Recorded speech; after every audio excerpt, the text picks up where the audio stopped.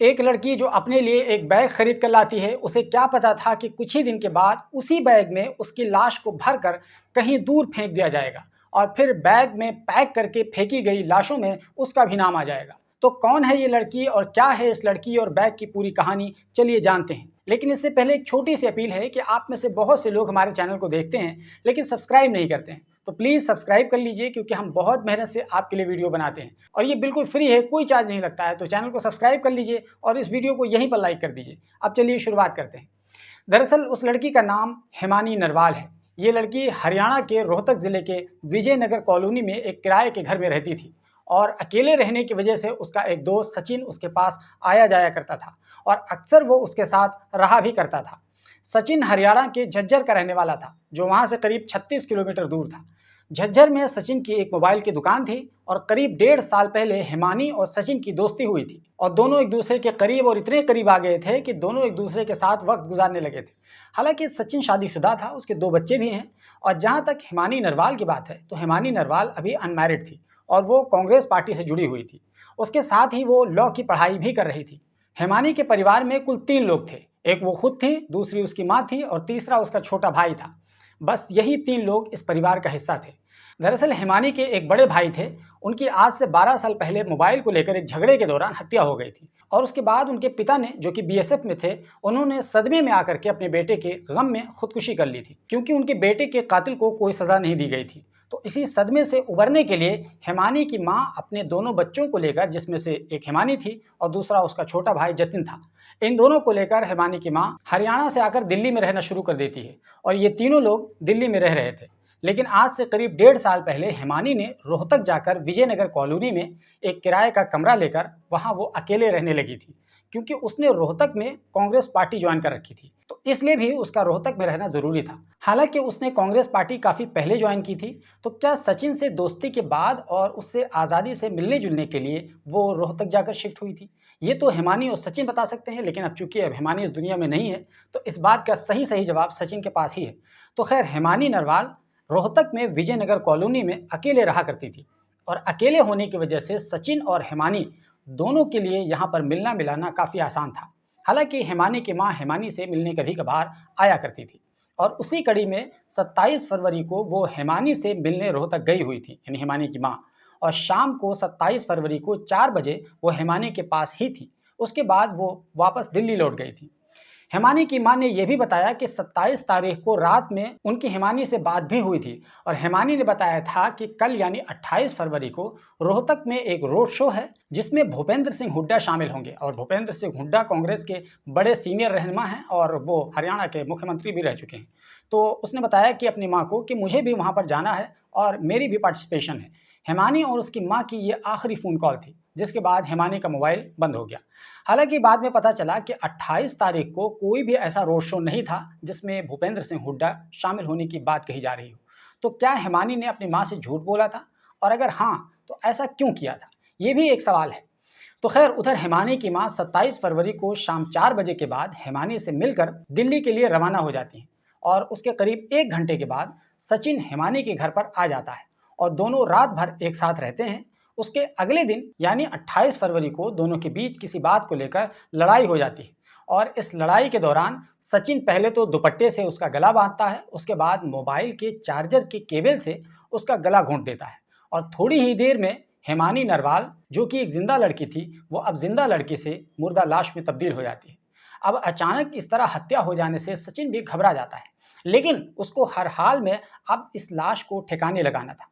तो उसने अब इसकी तरकीबें करनी शुरू कर दी। पहले तो सचिन वहां मौजूद हिमानी का लैपटॉप, उसकी अंगूठी और उसका चैन, ये सभी कुछ इकट्ठा करता है और उसको लेकर हिमानी ही की स्कूटी से वो झज्जर अपने मोबाइल शॉप पर चला जाता है और वहां इन तमाम चीज़ों को ले जा करके छुपा देता है। उसके बाद वो वहां से वापस आता है और अब लाश को ठिकाने लगाने के बारे में सोचने लगता है। इतने में उसकी नज़र कमरे में रखे हुए एक बड़े से बैग पर पड़ती है, जो कि हिमानी ही का था, जिसको हिमानी ने अपनी ज़रूरत के लिए कभी खरीदा था। ये देखकर सचिन को लगता है कि ये बैग लाश फेंकने के लिए काफ़ी होगा, इसमें भर करके फेंक देंगे और किसी को पता भी नहीं चलेगा। ये सोचकर सचिन हिमानी की लाश को किसी तरह मोड़ तोड़ कर उस बैग के अंदर ठूंस देता है और अंधेरा होने का वो इंतज़ार करने लगता है। और अब जब थोड़ी रात हो जाती है तो इस बैग को बिल्कुल आराम से वो ऐसे ही क्रॉल करते हुए लेकर चल देता है, चूँकि ट्रॉली बैग था। इस तस्वीर में आप देख सकते हैं कि सचिन रात के करीब 10:17 पर वो सीसीटीवी कैमरे में दिखाई देता है और वो ट्रॉली बैग को बड़े आराम से घसीट कर लेकर जा रहा होता है। उसके बाद वो एक ऑटो पकड़ता है, रोहतक बस स्टेशन जाता है, वहाँ से कुछ दूरी पर सांपला इलाके में एक हाईवे के फ्लाईओवर के पास जाकर वहाँ झाड़ियों में बैग को फेंक देता है और वापस वो अपने घर चला जाता है। तभी उसके अगले दिन यानी 1 मार्च को सुबह 11 बजे के आसपास कुछ राहगीर गुजर रहे थे। उनमें से एक राहगीर की नज़र उस काले रंग के बैग पर पड़ जाती है। ये देखकर उसको थोड़ा-सा अटपटा सा लगता है और आजकल बैग और उसके अंदर लाश की इतनी सारी कहानियाँ सामने आ चुकी हैं कि जैसे ही लावारिस बैग पर किसी की नज़र जाती है, तो पहली फुर्सत में यही मन में ख्याल आता है कि ज़रूर इसमें किसी की लाश होगी। तो जब राहगीर ने इस बैग को देखा तो उसे भी लगा कि कुछ न कुछ गड़बड़ ज़रूर है। उसने पुलिस को सूचना दे दी। तुरंत मौके पर पुलिस पहुंच गई सांपला की और वहां पहुंचकर पुलिस ने जब देखा तो एक काले रंग का बैग था। पुलिस की टीम ने सावधानी से बैग को उठाया तो बैग का वजन अच्छा खासा था। तो पुलिस को भी बिना बैग के खोले ही अंदाज़ा लग गया कि इसमें कुछ गड़बड़ ज़रूर है। और जब पुलिस ने बैग को खोला तो उसके अंदर एक लिहाफ था, यानी हम लोग रज़ाई में ओढ़ते हैं चूँकि ठंडी का मौसम था, जिस पर खून के कुछ छींटे थे और साथ ही एक लड़की की लाश थी, जिसको बिल्कुल मोड़-माड़ कर ठूँस दिया गया था। पुलिस पहले ज़मीन पर उस चादर को बिछाती है, उसके बाद बैग से लाश को बाहर निकालती है और फिर उस चादर पर रखकर थोड़ा बहुत मौके पर समझने की कोशिश करती है कि आखिर ये किस लड़की की लाश है। उसके बाद लाश को वहाँ सरकारी अस्पताल के मुर्दा घर में पोस्टमार्टम के लिए भेज दिया जाता है। हालांकि उस दौरान पुलिस ये पता लगाने में जुट गई थी कि ये लाश किस लड़की की है, क्योंकि पुलिस को पता नहीं लग पाया था। आखिरकार ये जानकारी इलाके के विधायक तक पहुंचती है, तो वो भी मौके पर पहुंच जाते हैं और वो देखते ही बता देते हैं कि ये लाश तो हिमानी नरवाल नाम की एक लड़की की है। दरअसल हिमानी नरवाल को पहचानने में इसलिए देरी नहीं हुई क्योंकि साल 2023 में ही हिमानी नरवाल कुछ ज़्यादा ही सुर्खियों में आ गई थी, क्योंकि उस दौरान जब राहुल गांधी की भारत जोड़ो यात्रा चल रही थी तो हरियाणा से गुजरते समय हिमानी नरवाल भी राहुल गांधी के भारत जोड़ो यात्रा में शामिल हुई थी और उसके बाद राहुल गांधी ने हिमानी नरवाल की तस्वीर को अपने अकाउंट पर अपलोड कर दिया था। उसके बाद से जितने भी कांग्रेस के कार्यकर्ता थे, खासकर हरियाणा के, वो सभी लोग हिमानी को अच्छे से जानने लगे थे। यहाँ तक कि वो हिमानी के साथ फ़ोटो वगैरह भी खिंचवाने लगे थे, क्योंकि अब जाहिर सी बात है राहुल गांधी के साथ अगर हिमानी की तस्वीर आ जाएगी तो जाहिर है हिमानी का कद तो बढ़ना ही था। इसके अलावा हिमानी की तस्वीर कई बड़े बड़े कांग्रेसी नेताओं के साथ भी आने लगी थी, तो हरियाणा में हिमानी नरवाल सियासी लोगों के बीच काफ़ी चर्चा में रहने लगी थी। तो इसीलिए हिमानी की डेड बॉडी को पहचानना काफ़ी आसान हो गया था। और जैसे ही हिमानी के बारे में पुलिस को पता चल गया तो पुलिस इस मामले को लेकर और भी ज़्यादा संजीदा हो गई, क्योंकि जाहिर है कि एक पॉलिटिकल पार्टी की कार्यकर्ता का केस था।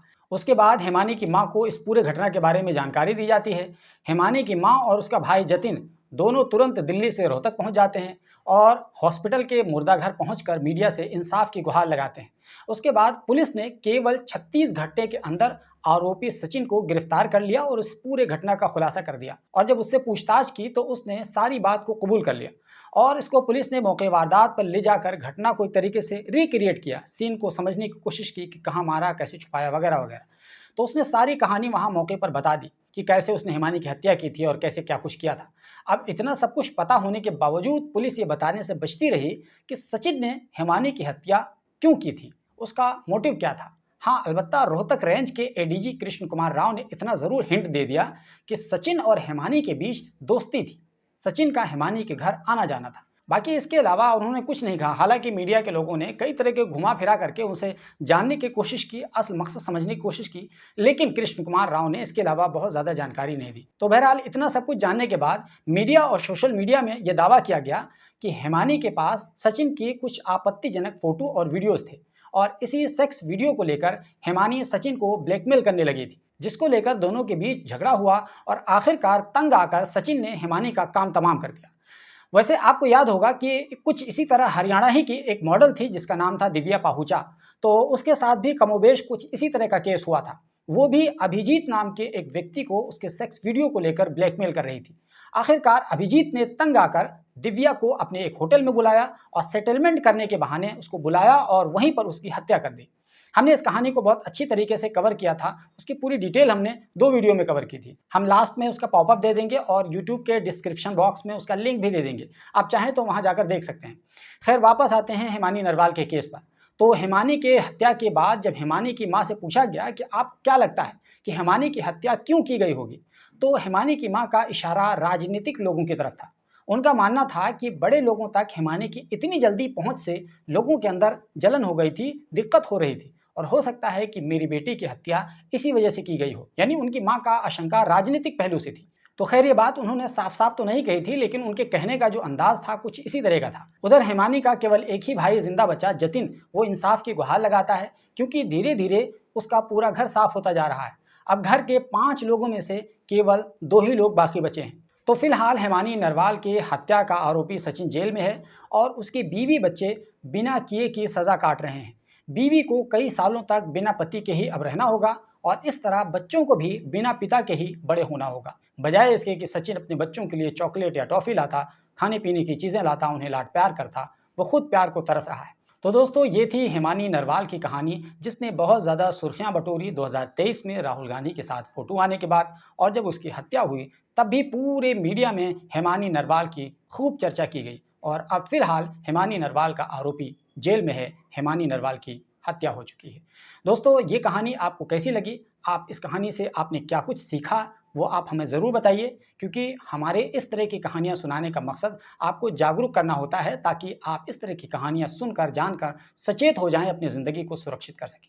इसलिए आप हमारे चैनल को प्लीज़ सब्सक्राइब कर लीजिए ताकि आपको हमारी दूसरी वीडियोज़ भी मिलती रहें। बाकी अगर ये वीडियो आप फेसबुक पर देख रहे हैं तो प्लीज़ हमारे पेज को फॉलो कर लीजिए ताकि आपको हमारी वीडियोज़ यहाँ पर भी मिलती रहें, क्योंकि हम यहाँ पर न केवल कॉम्प्रहेंसिव स्टोरीज़ बल्कि इस तरह की कहानियाँ और कई तरह के इंटरेस्टिंग व्लॉग्स के कंटेंट भी बनाकर देते रहें।